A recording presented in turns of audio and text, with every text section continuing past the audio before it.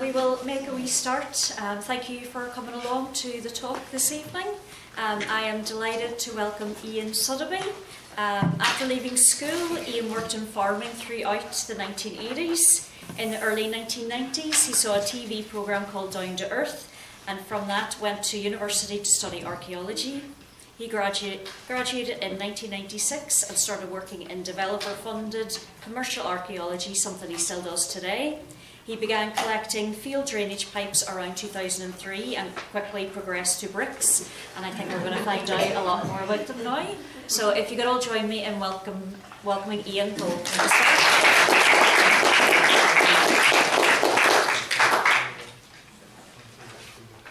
Right, well, good evening everyone.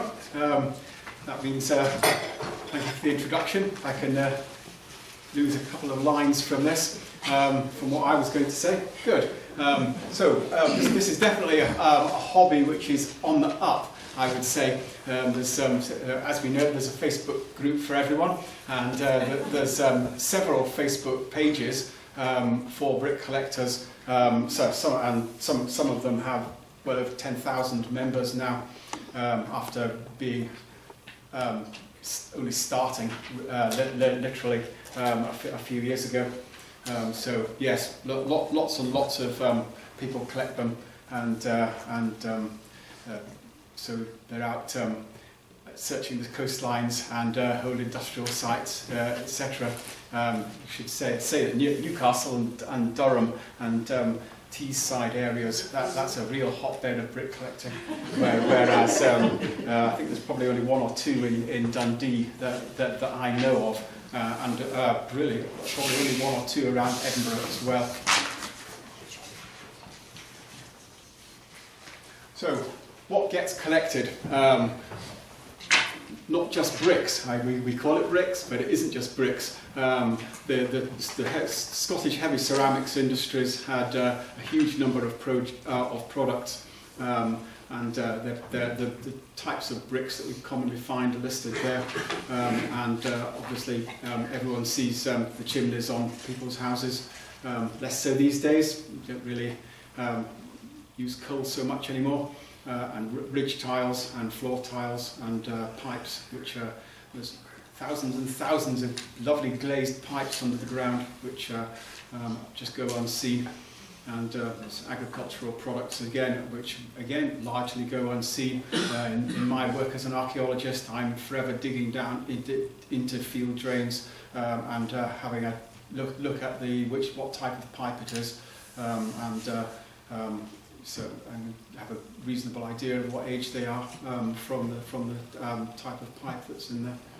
And we also include industrial products that are made in brickworks, and slag balls. I think there might be a slide of a slag ball later on, but these are sort of football-sized lumps of refractory cement and steel, which go into blast furnaces.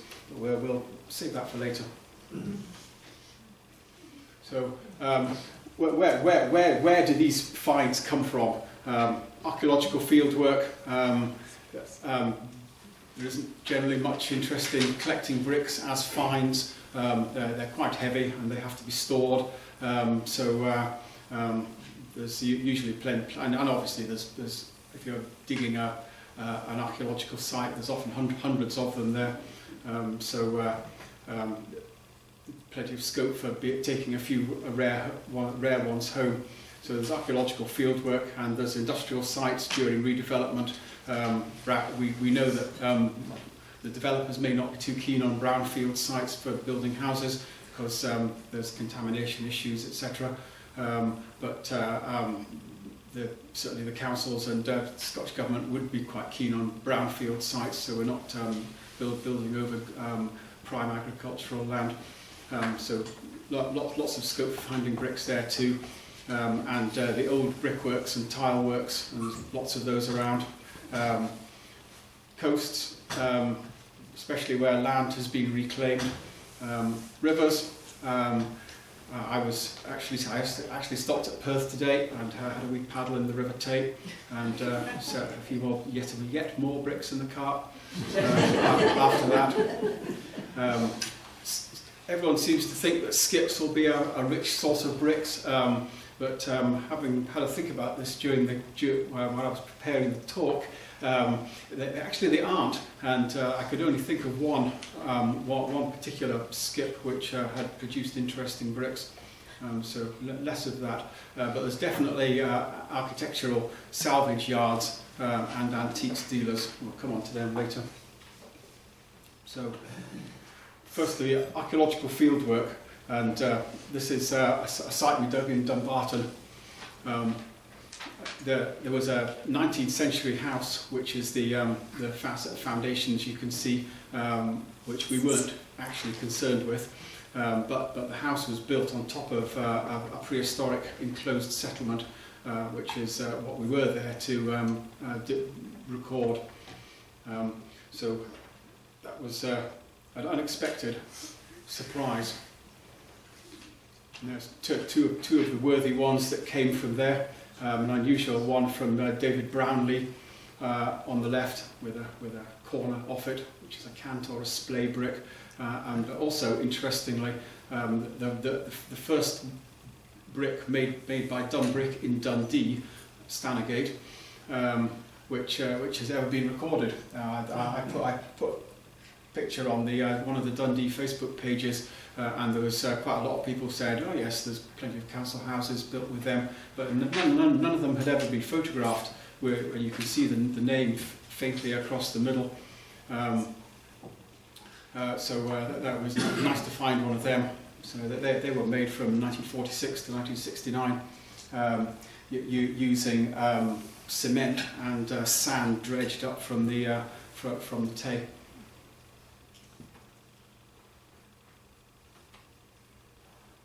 Nextly, another site at Winchburgh, and this was a supposedly greenfield site by the Union Canal. And the photograph there shows us just getting started with our digger, but you can see the sort of green strips in that slide, and that's because we've done evaluation trenches on that site before.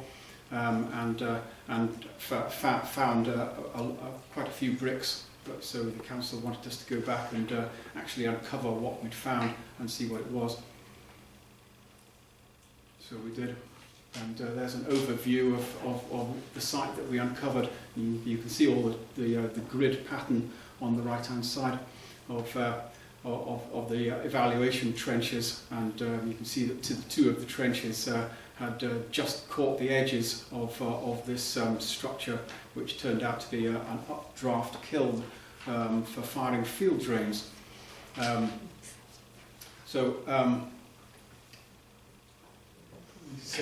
need to say a couple of words about this slide, really. Obviously, you've got the Union Canal on the left, and the industrial site at the bottom, that's Dougal's Brickworks at Winchburgh, which was a major brick producer. But interestingly, we didn't find any Dougal bricks on this kiln site, even though the Dougal Brickworks was in operation entirely while the kiln was in operation. And the historic maps show a skating area on a pond on the right, and you can see the water body, but nobody knew why there was a skating pond there until we found this tile works, and then it all became clear. So this site is still to be published, and I'm not sure when it will be, but it will be. The field work at Winchburgh is still ongoing because, as you know, Winchburgh is growing hugely in size. So that site will be published in the end. But I would imagine that the tile works was operated by the Hopeton estate and completely separate from the Dougal brickworks, and was just made to produce field drains for the estate. you Hopetoun Estate, you'd imagine they'd have quite a lot of records from that time.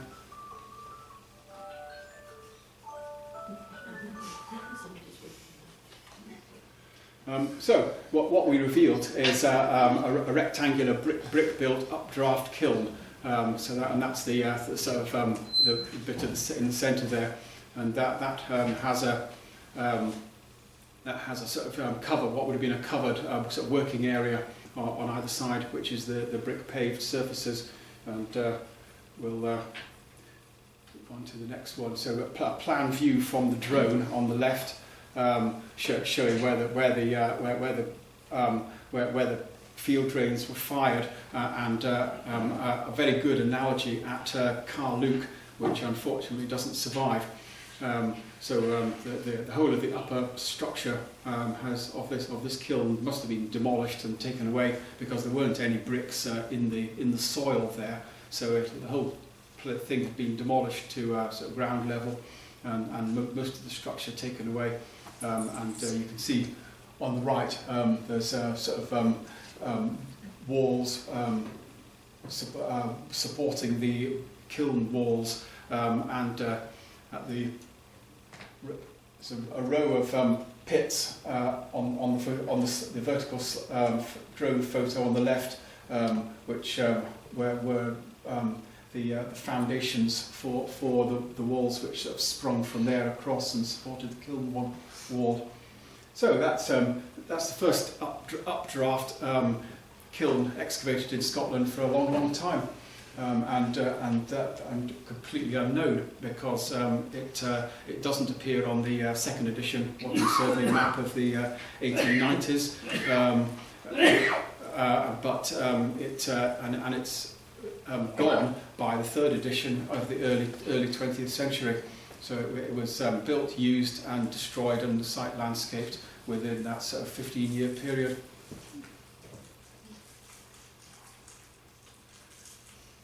That's the excavated site. That really was a grim sight. Goodness. They picked February, March to do these excavations. Goodness. So anyway, the whole operation, making field drains, that runs from the south to the north. The clay is brought from the pit, which is now the skating pond, into the site, and at the bottom you've got two stone plinths, if you like, with bolts embedded into them, so there'd been assumedly a steam engine and probably a pug mill on them, and just centre right where the planning frame is, that's a well, so they can draw the water out and mix with it. And then there's a centre left, there's a smithy, and you can see the burning inside there, where there's been a sort of hearth for making the sort of metal components, which would obviously be needed in the process. And then you've got the kiln at the back, and big piles of wet wasters from the sort of rough and ready process that they're employing. You can see all that stuff on the spoil heaps. And then right at the far end, there were huge numbers of little fragments of tiles. So that would have been probably the yard where they were all stored after being fired, before they were taken away by horse and cart and put into the fields for their intended purpose. So finds. On the left, you can see that smaller diameter field drains were fired inside larger diameter ones. That obviously saves hugely on the space, but incredibly rare to find them. So, that one on the left illustrates exactly the problem which you're getting when you're firing these things in a hurry. If they're not properly dried, the water inside the clay expands and blows open the side of the drain, which is exactly what's happened there. Looks quite attractive, but just completely ruined it. And on the right, one of the few named bricks we found there, which is Alexander Bald from Alloa Brick and Tile Works. Interestingly, Alexander Bald died in 1859, and the Alloa Brick and Tile Works was taken over by William Carmichael. So you'd assume all the Bald bricks were made before 1859, and we know from the map evidence, and there's no reason to doubt the maps, that the kiln wasn't built until the 1890s. So the estate, if it was the estate, they're bringing in a lot of second-hand but good quality fire bricks to use in the kiln.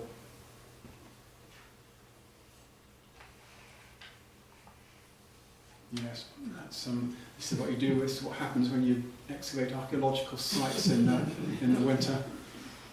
We had two pumps to keep so we were able to work at all.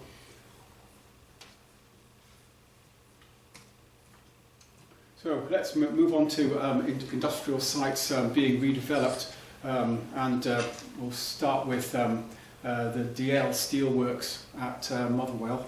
Now, frankly, this site deserves a talk on its own, but the council didn't think that it was deserving of any archaeological work, to my knowledge.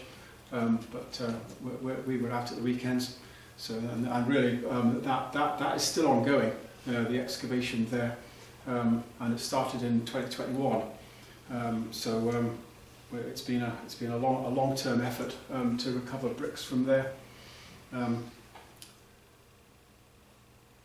On the left, top left, is the roof of the current Liberty Steelworks building. So actually the site was part of the Ravenscraig works, but it was used by the DL Steelworks originally, and this is why. So bottom left on the left slide is the actual DL Steelworks, and coming out from there are two conveyor belts, which are taking vast amounts of coal cinders and steelworks debris and bricks that have been demolished from the various furnace structures, etc., and they're taking them out to be dumped. So that's the 1892 map there. And you can see that the dumping has only just started, but the current extent of the dumping is right up to the within the blue line. So absolutely massive area was taken up by basically the vast majority of it's coal cinders, and you can see what it is on the right hand side, where you've got the tip lines of various colours and types of cinders with layers of bricks that have just been taken out on the conveyor and got rid of. Yeah, absolute treasure. Yeah, you can see the holes for the sand martins in there. That stopped work on that site for a while they were nesting. But what the contractors were doing here, they have an industrial sieve. Let's move on the right hand side, and all of the sort of mixed debris is fed into the sieve, the left end of the sieve, and the various constituent parts are sieved out. So you've got a massive pile of bricks on the right, and the smaller fraction, which is what they're interested in. And all of this sort of smaller gritty residue, actually coal cinders, all of that was taken off down to North Wales and turned into breeze blocks.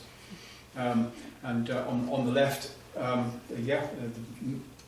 deep layers of bricks, mostly Scottish fire clay bricks, but also silica bricks, which were actually lining the furnaces from all over the country.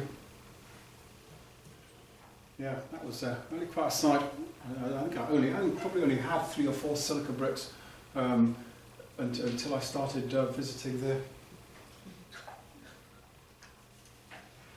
So yes, you see what the blast furnaces do for the fire bricks, especially that one at the top. That's Starworks Glenboig, both the ones on the left.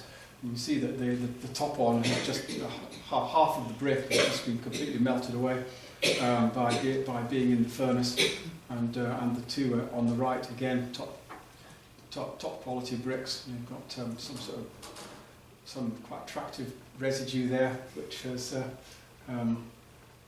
spread all over them. The two Glenboig ones, obviously made at Glenboig, just outside Glasgow. The Thistle one, that's made by Steve at Castle Carey, and Morningside, not made in Edinburgh, made at Morningside, which is in North Lanarkshire near Wishaw.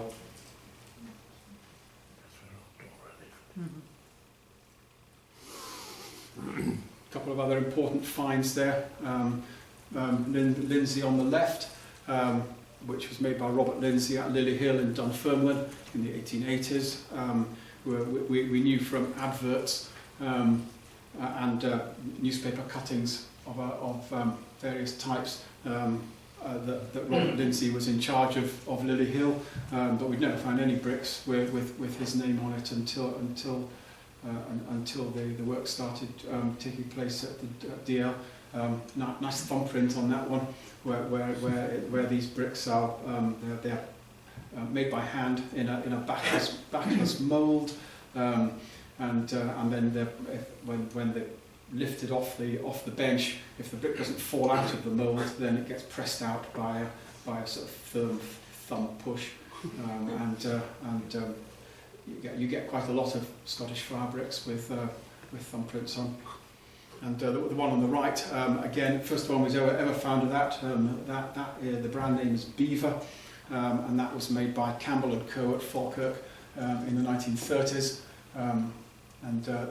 That's a moulded brick in all probability, because the stamp is centred in the brick. Those ones like that wouldn't have thumbprints. Honourable mentions for these two.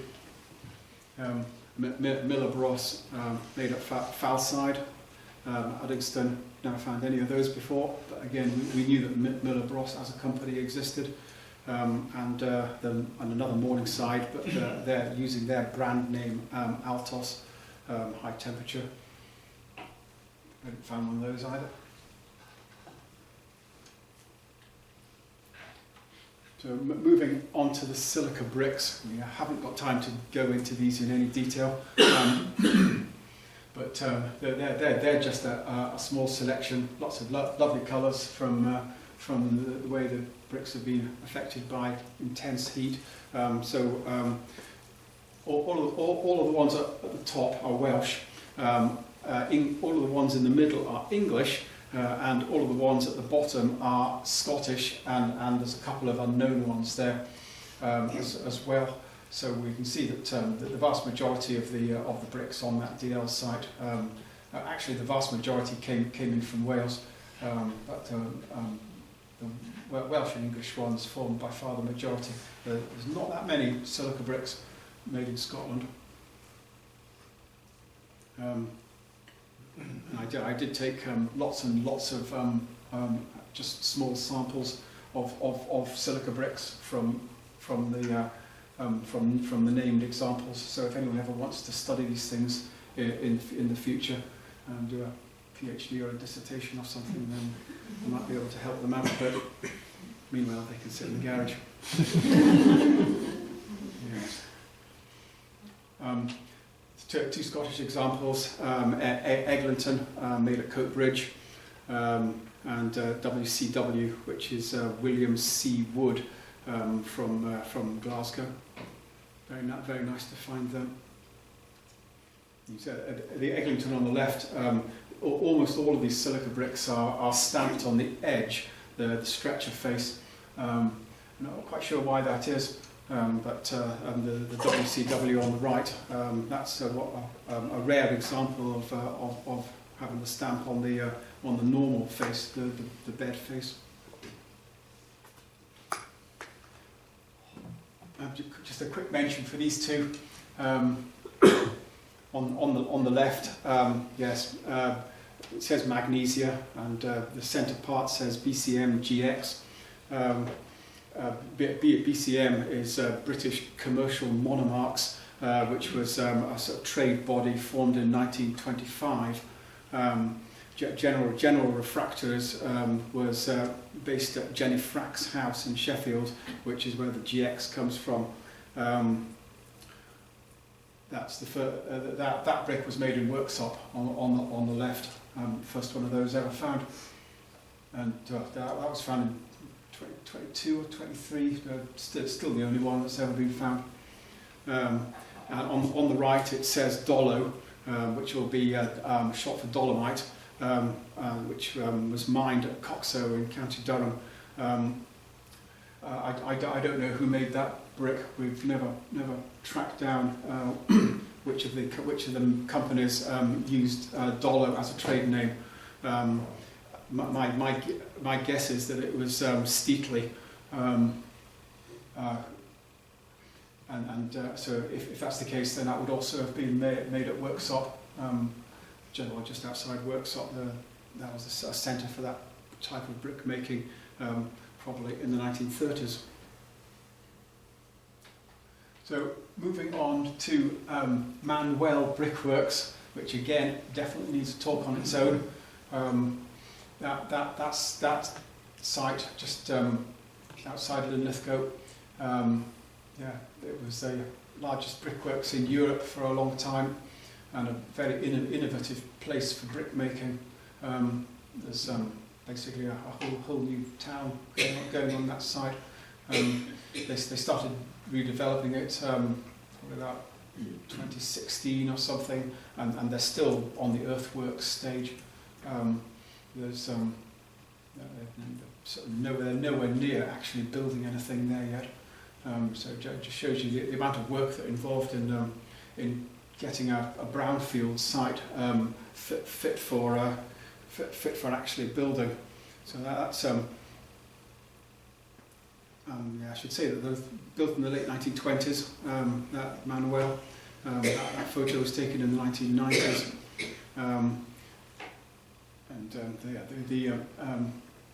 Your Ravenscraig graveyard is at the top left there. It gives you an idea of the scale of the whole thing.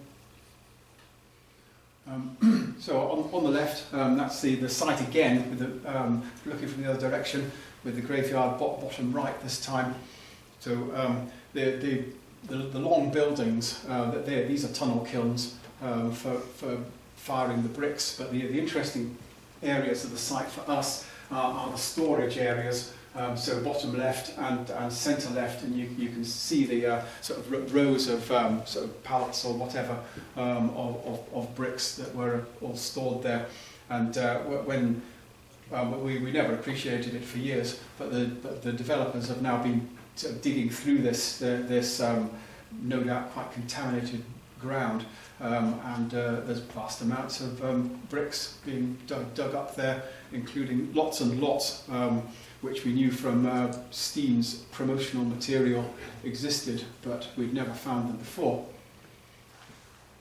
So on the right here, you see the sort of where they're sort of scraping off the naturally grown trees and the grass, and they're good. They're putting all of that made ground again through a massive industrial sieve, and they're sieving out the bricks and the plastic rubbish and all the oil drums and all the stuff that they just completely threw away.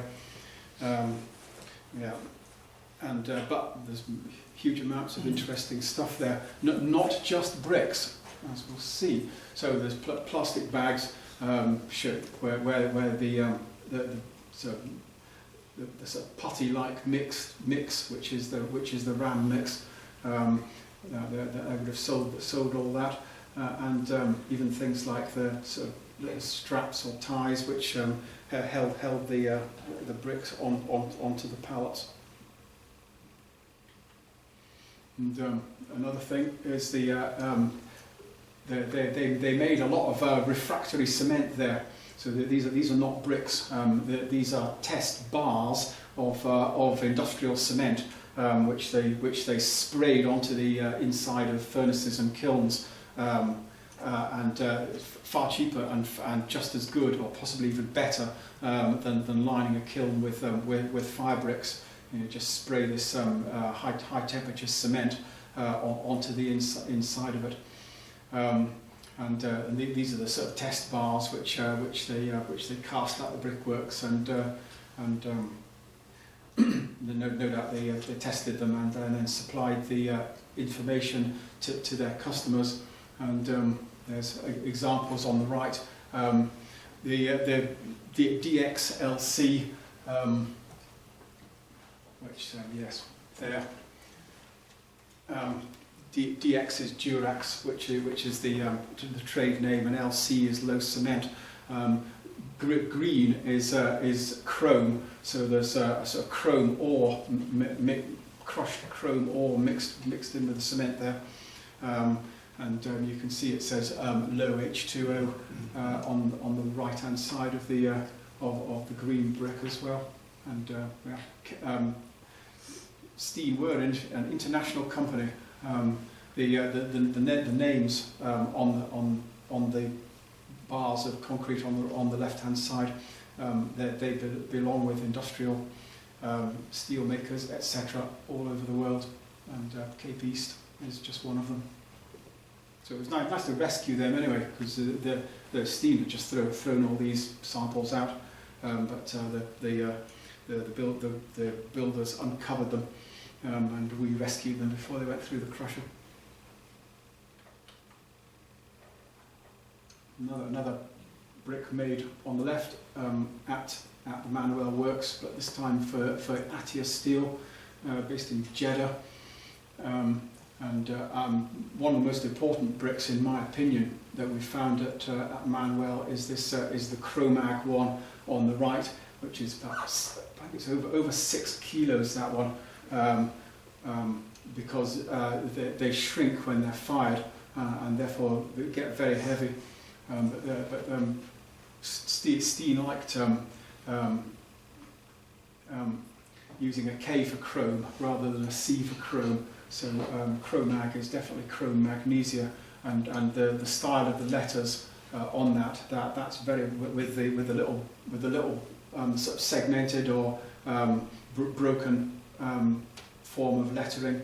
Steen loved doing that, so I'm sure that was made by Steen, and that is probably the first basic brick, i.e. magnesia or chrome magnesia, ever made in the UK, and yeah, early 1930s for that.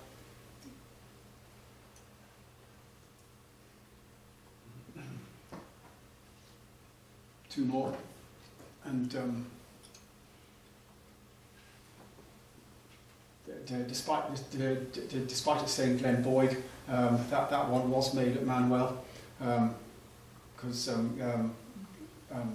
General Refractories bought the Glen Boyd brickworks in the 1930s, and then they bought Manuel in 1967. So after 1967, some of the Glen Boyd branded bricks were made at Manuel, and this where you see the sort of bluey iron inclusions are melting out of the brick. So as it says at the top there, Kenneth Sanderson, he wrote about this phenomena, about extracting reducing the iron content in the Steen bricks in his 1985 book, and he did that. You see, as we found in the book,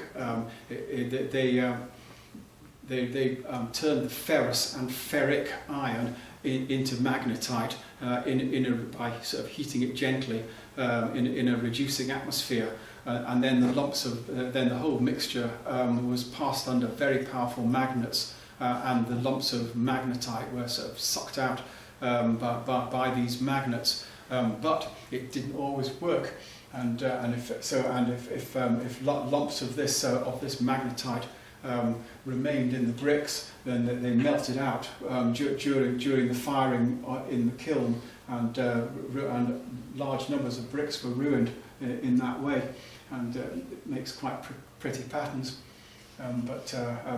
You find these they're just thrown away. Actually, underneath the Glen Boyd one there, where it says Steen, that's a Steen brick with the same sort of broken lettering that we saw on the Cro-Mag one in the last slide.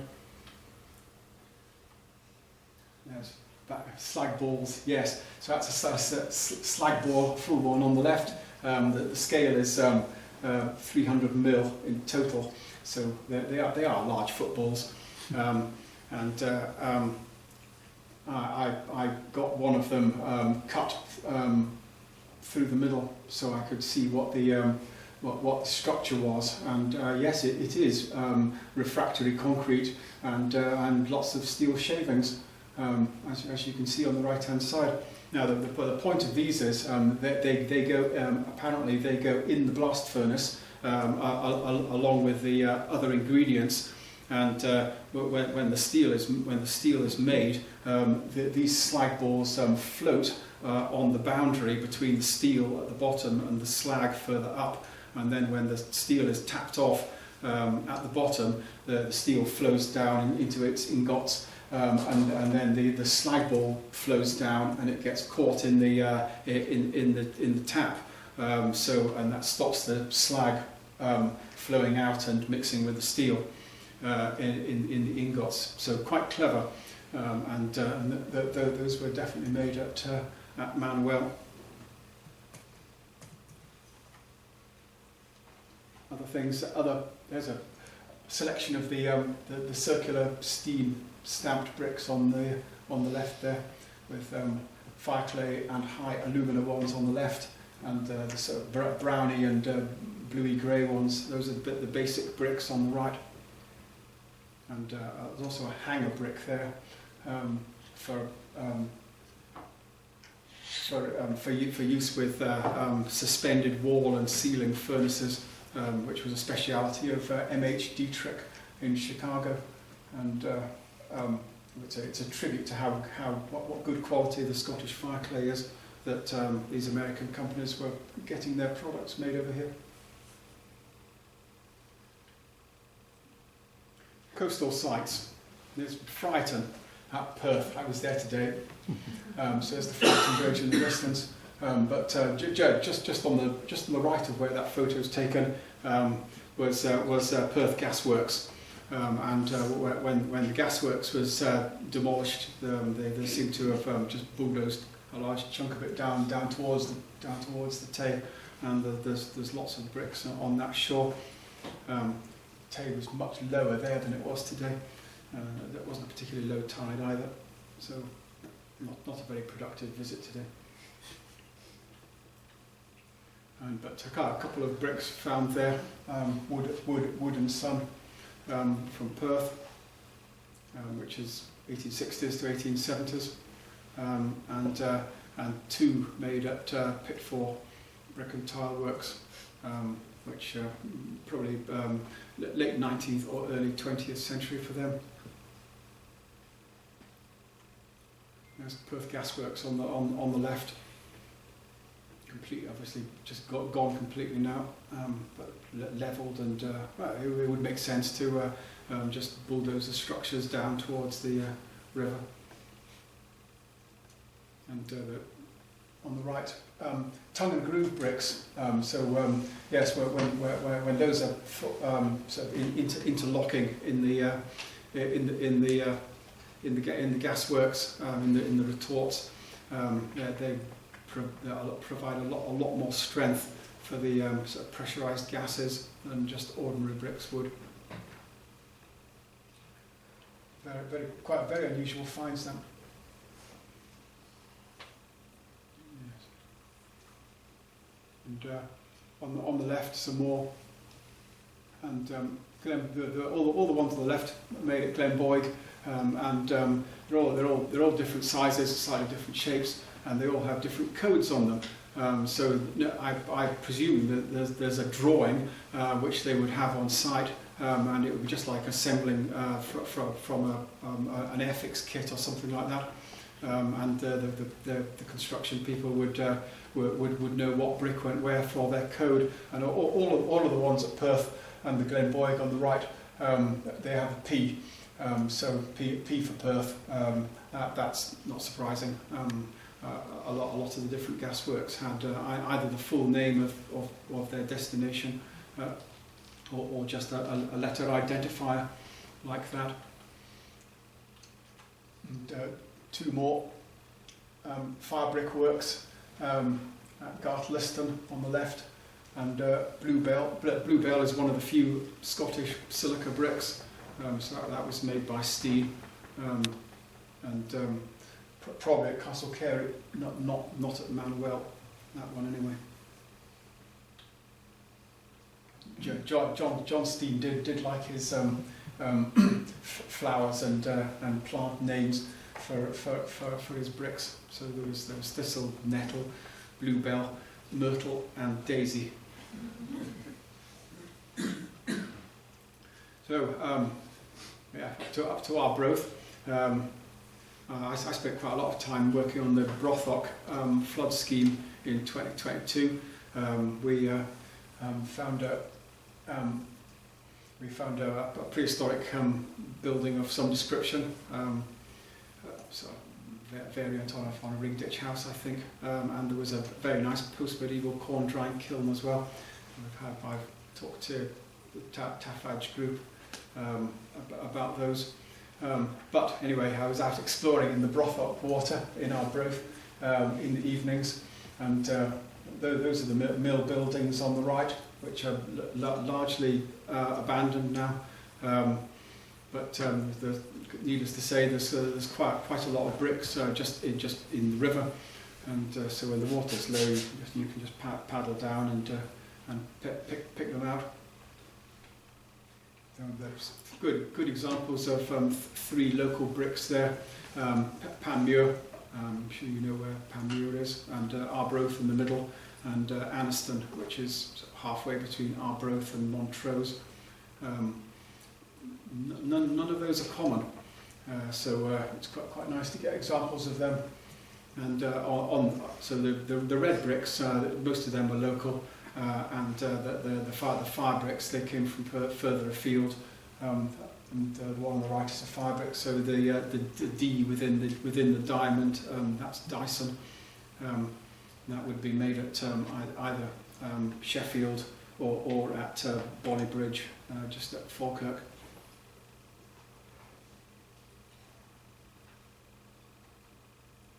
And two more. In the set on the left there, that's Bank Park on the left. Even if you can't read the name, the sort of small rectangular mark in the middle, that's very distinctive. And so that comes from Tranent, which is just a couple of miles from where I live. And so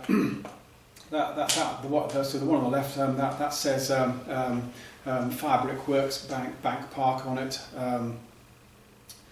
So that one was made by John Greaves Senior before 1865, so it's quite an old one. And on the right is Hurlford. So that was made at Hurlford by J and R Howie. Those are not very common. Most of Howie's bricks just say Howie on them. So this is the one and only picture of a skip I think I've got. So that's that's the middle of Inverkeithing, and when a few years ago now, but the bricks that were in it are the red bricks there, and they say patent on them. So these are probably the only red patent bricks I got, the vast majority of their output was fire bricks. I did find a couple of them today at Perth. So the brickworks for those was at Boas Bridge, which is just on the northern edge of Inverkeithing, where the road sort of forks, and you head north towards Crossgates, or east towards Abertay and Burnt Island and Kinghorn, etc. There's a small industrial estate on that site now, yeah, it's there's very rare that interesting bricks come out of skips, and it isn't because skips are normally fenced off and inaccessible.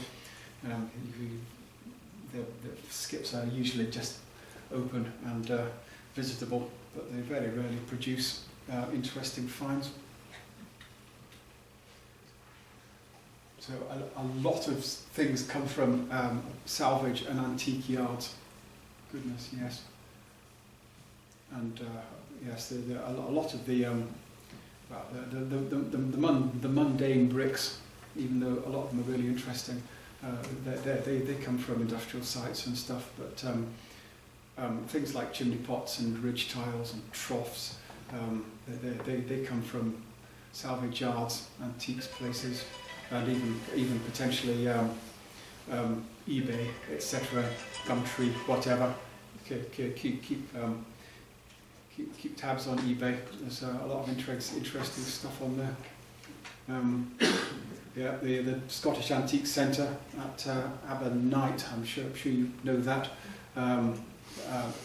Not really great for people that collect chimney pot type things like me, but you do see chimney pots at the in some of the sort of the selling areas inside there. Well, this is a particularly good example of the first type of salvage yard that's near Kintor in Aberdeenshire, and this is just a family of local builders who have spent a couple of generations hoarding material that they've gathered from roofs. So there's hundreds of chimneys, and all of the stuff in the foreground there on the right side. Different types of ventilated ridge tiles. So these would go on Victorian cattle sheds and allow the sort of heat, etc., to escape. And there was a huge variety of these ventilated ridges made in the later 19th and through the first half of the 20th century. And you never find them anywhere except salvage yards. If you drive around Aberdeenshire, you can see them on the sort of cattle shed roofs from the Victorian and later Edwardian periods. But really the only place to find them is to go to a place like that. And a lot of them are made in Ayrshire. Howie were the by far the most common maker. So that's ridge tiles and chimneys. Yes, goodness. Both of those examples came from that yard at Kintor. Yeah, one's on the left, absolutely beautiful works of art, made by Garn Kirk, just outside Glasgow, and a Craig example on the right. So J and Craig were taken over by Shanks in 1918, so that one was made before then. But yeah, lovely. But not free, unlike bricks. Definitely not free. Yes, yeah, be a couple of £100 each for chimneys like that, and cheap at the price, really. Yeah, they're especially the ones on the left, absolutely exceptional. And yes, this was at Abertay. It shows you that some things.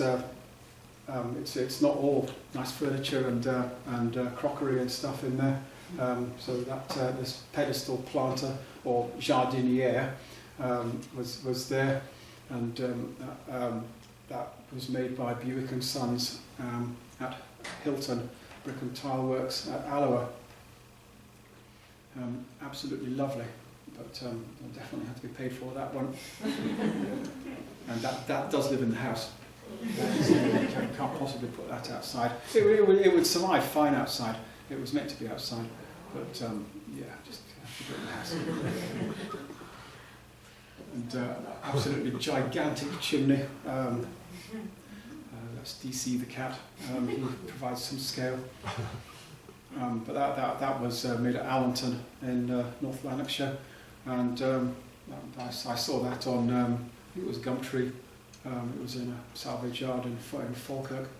But yeah, again, I think that came from a public building in the Falkirk area, but obviously glazed and just an exceptional piece.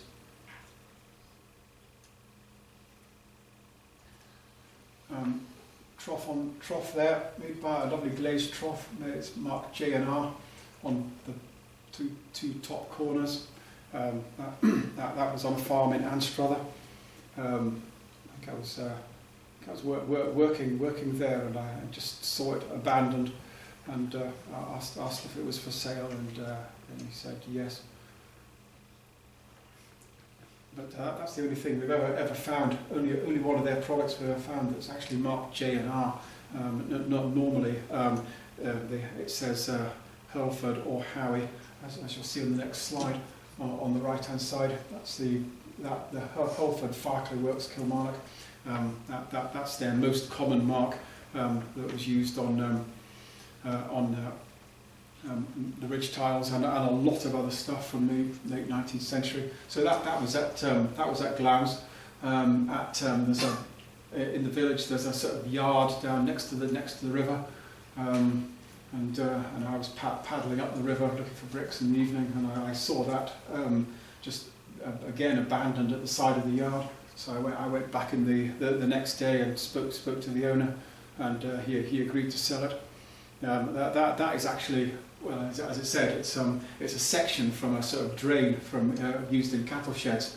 So that product is actually shown in catalogues, contemporary catalogues produced by Howie. But that is the only one that we've ever found, and it's not light, I can assure you. Goodness, that really is a heavy thing.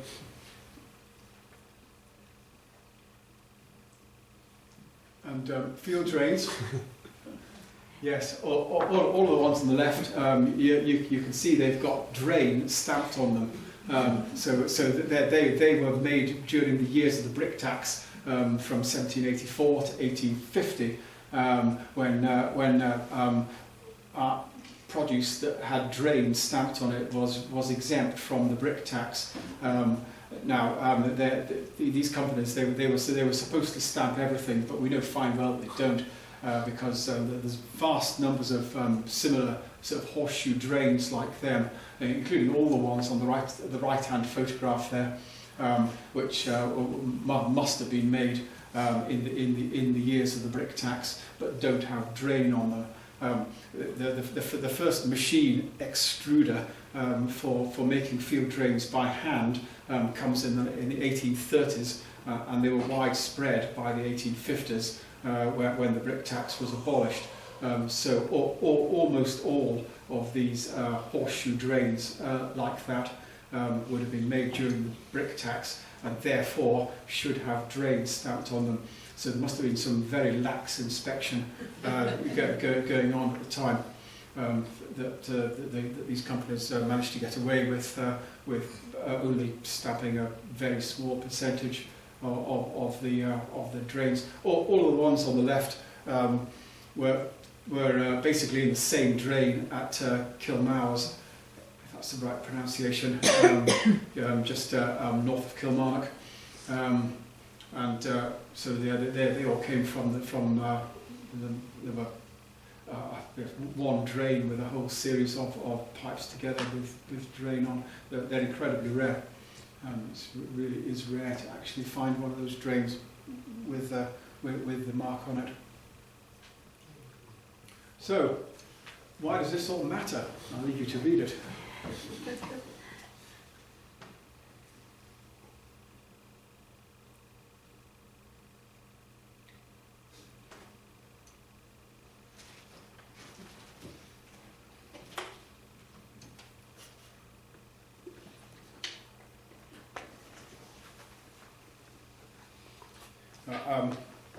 I know that my colleagues, despite being archaeologists, have got very little idea of what is a rare brick and what isn't.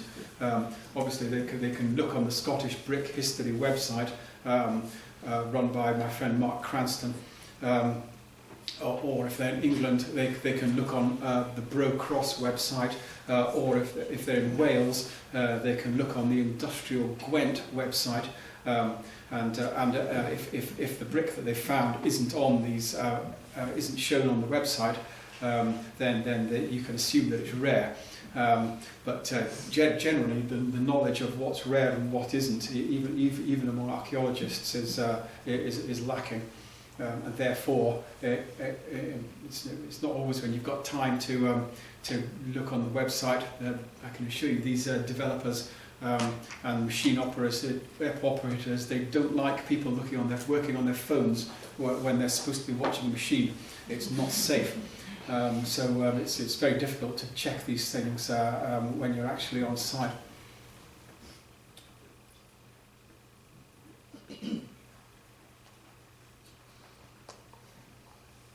Yes, it is, and it is good fun. Brilliant for social isolation during COVID. It really is.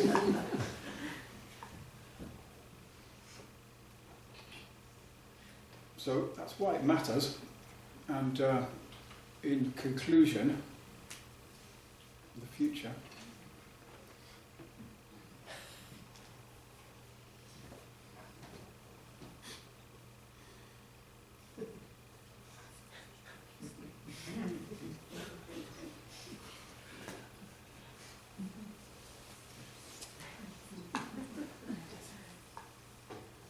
So none of this is going to happen in the next couple of months, but we're still a university. They've done it all before with their mining landscapes. The people that work in that part of the university. Once we get some funding, we will definitely find somewhere to put the bricks. One of the museums, the mining museum at Newton Grange, for example. Obviously, once you get some funding to do these things, then doors open, and I'm sure it will happen in the next year or so. So, yeah, thank you. Thank you.